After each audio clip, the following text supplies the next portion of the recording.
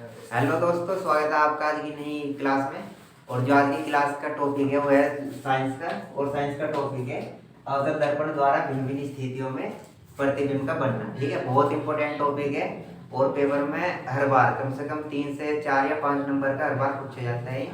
तो आज जो भी प्रतिबिंब बनेंगे कहाँ मतलब सीधा बनेगा या उल्टा बनेगा, वास्तविक बनेगा या आभासी बनेगा, ठीक है, सारे के सारे ट्रिक से समझेंगे। और ट्रिक बहुत आसान है, एक बस एक थोड़ा सा चित्र ध्यान से देख लियो, बाकी सारे के सारे जो भी डेफिनेशन होगी खुद से बना लोगे। ठीक है, तो स्टार्ट करेंगे आज की क्लास। देखो करना क्या, सबसे पहले हमें पता है कि दर्पण कैसे है, अवतल दर्पण। तो हमें एक अवतल दर्पण बना लेना।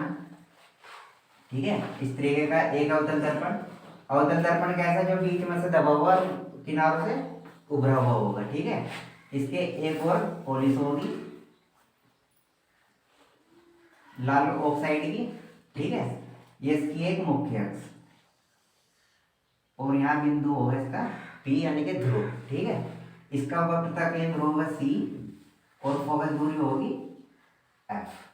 यहाँ तक कोई दिक्कत नहीं, थोड़ा बस इसी पे ध्यान देना, डेफिनेशन अपने आप ही बन जाएगी इसकी। अब देखो जो मुख्य अक्ष होगी, मुख्य अक्ष का जो पहले पॉइंट होगा वो होगा अनंत। ठीक है, अब हमें करना क्या, वस्तु अनंत पर रखनी और दर्पण की साइड में एक कदम बढ़ाते जाना और जो प्रतिबिंब होगा वो दर्पण से दूर हटते चले जाएगा। ठीक है, अब थोड़ा सा ध्यान ये रखियो कि जो जो मुख्य अक्ष है इसके नीचे जो प्रतिबिंब बन रहे हैं हमेशा उल्टे बनेंगे और उल्टे प्रतिबिंब जो कैसे होंगे, वास्तविक। और जो इससे ऊपर प्रतिबिंब बनेंगे वे आभासी होंगे और आभासी कैसे होंगे, सिद्ध। ठीक है, तो देखो वस्तु सबसे पहले रखेंगे हम कहाँ, अनंत पे, इसे देंगे हम 1 नंबर। प्रतिबिंब कहाँ बनेगा, प्रतिबिंब बनेगा हमारा फोकस पे नीचे की साइड, इसे भी देंगे हम 1 नंबर। अब एक एक कदम वस्तु को लेते जाना कहाँ, दर्पण की साइड में, यानी कि ऊपर क्या है, वस्तु है यहाँ तक और प्रतिबिंब की साइड आएगा हमारी तरफ, यह हो गया प्रतिबिंब। ठीक है, यहाँ से यहाँ तक। दूसरे नंबर पर वस्तु को रखेंगे हम अनंत के और वक्रता केंद्र के बीच में, इसे 2 नंबर दे दो। प्रतिबिंब भी एक कदम अपनी साइड खिसक जाएगा, तो प्रतिबिंब कहाँ बनेगा, वक्रता केंद्र और फोकस के बीच में, इसे हम देंगे 2 नंबर। ठीक है, तीसरे नंबर पर वस्तु को रखेंगे हम केंद्र पे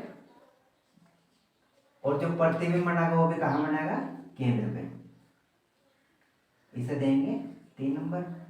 4 के बाद वस्तु को रखेंगे हम केंद्र और फोकस के बीच में, यानी कि इसे देंगे 4 नंबर। और जो प्रतिबिंब बनेगा वो बनेगा केंद्र के और अनंत के बीच में, इसे देंगे 4 नंबर। 5वें नंबर में जो प्रतिबिंब वस्तु होगी वो फोकस पर रखी जाएगी और प्रतिबिंब कहाँ बनेगा, अनंत पे। ठीक है, 5 नंबर। 6ठे नंबर पे जो वस्तु होगी फोकस दूरी को ध्रुव के बीच में होगी, यानी कि 6 नंबर। अब इस साइड जगह नहीं रही, तो जो प्रतिबिंब बनेगा, इसे पी थोड़ा सा नीचे कर लो, प्रतिबिंब बनेगा बस दर्पण के पीछे, यानी कि दर्पण के दूसरी साइड, 6 नंबर। ठीक है, अब देखो जितने भी नीले रंग की नंबर है, नीले रंग से लिखे हुए सारी वस्तुएं और जो लाल रंग से लिखे हुए सारे के सारे प्रतिबिंब की स्थिति और उनकी दूरी है। ठीक है, अब देखो अब सीधा वस्तु यहाँ से आ जाओ कि पहले पूछा है कि वस्तु की स्थिति, वस्तु की स्थिति रखी कहाँ, देखो ये नंबर कहाँ है, अनंत पे। तो वस्तु की स्थिति पूछा गया, अगर वस्तु अनंत पे रखी, वस्तु अनंत पर रखी तो हमें प्रतिबिंब की स्थिति बतानी, प्रतिबिंब की प्रकृति एवं आकार बताना। तो 1 नंबर देखो कहाँ है, स्थिति 1 नंबर फोकस पे है। अगर मुख्य अक्ष से ऊपर प्रतिबिंब बन रहा तो वो सीधा बनेगा, आभासी बनेगा, और मुख्य अक्ष से नीचे बन रहा तो उल्टा बनेगा और वास्तविक बनेगा। ठीक है, तो देखो 1 नंबर मुख्य अक्ष से नीचे बन रहा तो कहाँ, 1 नंबर कहाँ है, फोकस पे। तो जो प्रतिबिंब की स्थिति होगी वो कहाँ बनेगी, फोकस पर। ठीक है, प्रतिबिंब की स्थिति कहाँ होगी, 1 नंबर फोकस पे। प्रतिबिंब की प्रकृति एवं आकार, अब देखो प्रकृति मुख्य फोकस से नीचे बन रहा तो हमेशा उल्टा बनेगा, और उल्टा कैसा होगा, वास्तविक, तो वास्तविक एवं उल्टा। ठीक है, यहाँ सबसे छोटा बनेगा पहले नंबर पे, फिर उससे थोड़ा बड़ा बनेगा और यहाँ वस्तु के बराबर। केंद्र पे देख लो, लिख लो, यहाँ बराबर बनेगा वस्तु के, यहाँ भी छोटा बनेगा और यहाँ भी छोटा। यहाँ वस्तु से थोड़ा बड़ा बनेगा और वस्तु से अधिक बड़ा 5 नंबर पे। ठीक है, यानी कि प्रतिबिंब का जो आकार है इस साइड चलते जाएंगे तो बढ़ता जाएगा। अब देखो 1 नंबर पर कैसा है, छोटा, उल्टा एवं छोटा। बताओ आगे समझ में। अब दूसरे नंबर पर पूछा गया, अगर वस्तु अनंत और वक्रता केंद्र के बीच में हो, अनंत एवं वक्रता केंद्र के बीच, तो देखो प्रतिबिंब की स्थिति 2 नंबर देखो कहाँ है, वक्रता केंद्र और फोकस के बीच में। तो जो वस्तु की स्थिति होगी वो वक्रता केंद्र व फोकस के बीच में, फोकस के बीच। ठीक है, वो प्रकृति एवं आकार वही, मुख्य से नीचे बन रहा तो उल्टा होगा, और उल्टा कैसे होगा, हमेशा वास्तविक। तो प्रतिबिंब वास्तविक एवं उल्टा।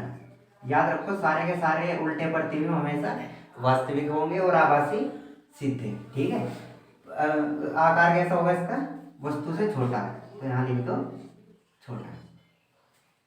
अब 3 नंबर पे देखो, वस्तु कहाँ रखेंगे, वक्रता केंद्र पे। तो ये पहला नंबर हो गया, दूसरा नंबर हो गया, तीसरे नंबर पे देखो जब वस्तु हमारी कहाँ रखी हो, वक्रता केंद्र पर। तो देखो 3 नंबर प्रतिबिंब का, वो भी वक्रता केंद्र पे ही है, तो जो प्रतिबिंब की स्थिति होगी वो भी कहाँ होगी, वक्रता केंद्र पर। प्रकृति एवं आकार, अब देखो मुख्य अक्ष से नीचे है तो उल्टा होगा, और उल्टा कैसे होगा, हमेशा वास्तविक, वास्तविक उल्टा। बस याद रखियो जब वक्रता केंद्र पे प्रतिबिंब बनेगा तो वस्तु के बराबर होगा। ठीक है, उल्टा एवं वस्तु के बराबर। अब देखो 4 नंबर पे वस्तु कहाँ रखेंगे हम, वक्रता केंद्र और फोकस के बीच में। 4 नंबर यहाँ लिख लो, वक्रता केंद्र एवं फोकस के बीच।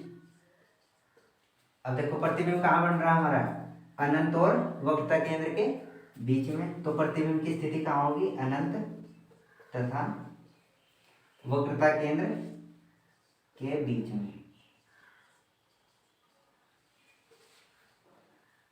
प्रकृति एवं आकार, अब देखो मुख्य अक्ष से नीचे बन रहा प्रतिबिंब तो हमेशा वास्तविक होगा और उल्टा, यानी कि वास्तविक एवं उल्टा। यहाँ बराबर था, अब थोड़ा सा प्रतिबिंब क्या होगा, वस्तु से थोड़ा बड़ा होगा। ठीक है, तो वस्तु से बड़ा।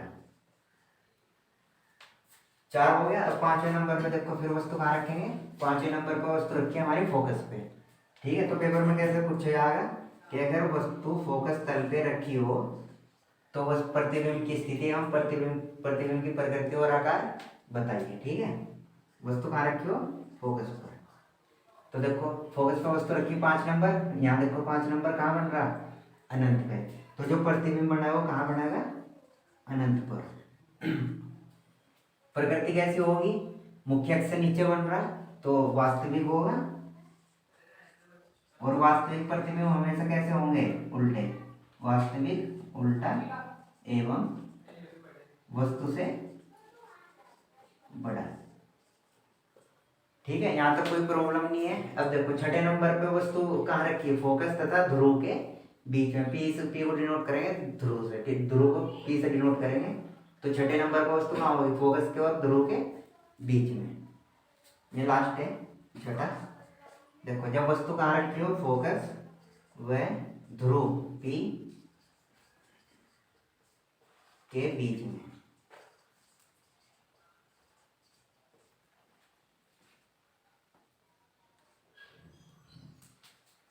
ठीक है। अब देखो छठा नंबर प्रतिबिंब का कहाँ है, दर्पण से पीछे, ऊपर की साइड बन रहा मुख्य अक्ष के, तो इसका मतलब जो छठे नंबर पर वस्तु रखेंगे प्रतिबिंब कहाँ बनेगा, मुख्य अक्ष से ऊपर बनेगा, और ऊपर के प्रतिबिंब हमेशा कैसे होंगे, सीधे और आभासी।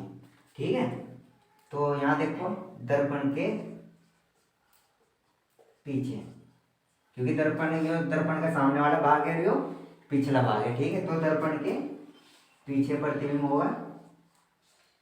प्रकृति एवं आकार कैसा होगा, अब देखो ऊपर की साइड बन रहा है तो हमेशा आभासी, और आभासी प्रतिबिंब कैसे होंगे, सीधे, आभासी, सीधा एवं वस्तु से बड़ा। ठीक है, ये 6 पॉइंट थे और 6 के 6 कंप्लीट हो गए। अब एक बार और ध्यान देख लो। सबसे पहले करना क्या है, एक अवतल दर्पण लेना हमें, एक मुख्य अक्ष लेनी इसकी, और ये जो पहला पॉइंट होगा ध्रुव होगा, एक मुख्य फोकस होगा और एक मुख्य केंद्र होगा। ठीक है, और एक अनंत होगा। तो पहले नंबर पे वस्तु कहाँ रखेंगे, अनंत पे, प्रतिबिंब कहाँ बनेगा, फोकस पर। दूसरे नंबर पे जो वस्तु होगी अनंत के और वक्ता केंद्र के बीच में होगी, प्रतिबिंब कहाँ बनेगा, केंद्र और फोकस के बीच में। तीसरे नंबर पे वस्तु कहाँ होगी, केंद्र में होगी, और प्रतिबिंब भी कहाँ बनेगा, केंद्र में। और चौथे नंबर पर जो वस्तु होगी वो केंद्र के और फोकस के बीच में होगी, और प्रतिबिंब कहाँ बनेगा, अनंत के और केंद्र के बीच में। पांचवें नंबर पर फोकस पे वस्तु होगी और प्रतिबिंब अनंत पर बनेगा। ठीक है, नीचे की साइड बन रहे हैं तो सारे आभास वो उल्टे होंगे और वास्तविक होंगे। और प्रतिबिंब छठे नंबर पर कहाँ बन रहा, दर्पण से दूसरी साइड में ऊपर की तरफ बन रहा, तो इसका मतलब सीधा बन रहा और आभासी। ठीक है, तो क्लास में आज के लिए इतना ही। अगर ट्रिक अच्छी लगी हो, ठीक है, तो चैनल को सब्सक्राइब कीजिए, वीडियो को लाइक और शेयर कीजिए। Thank you.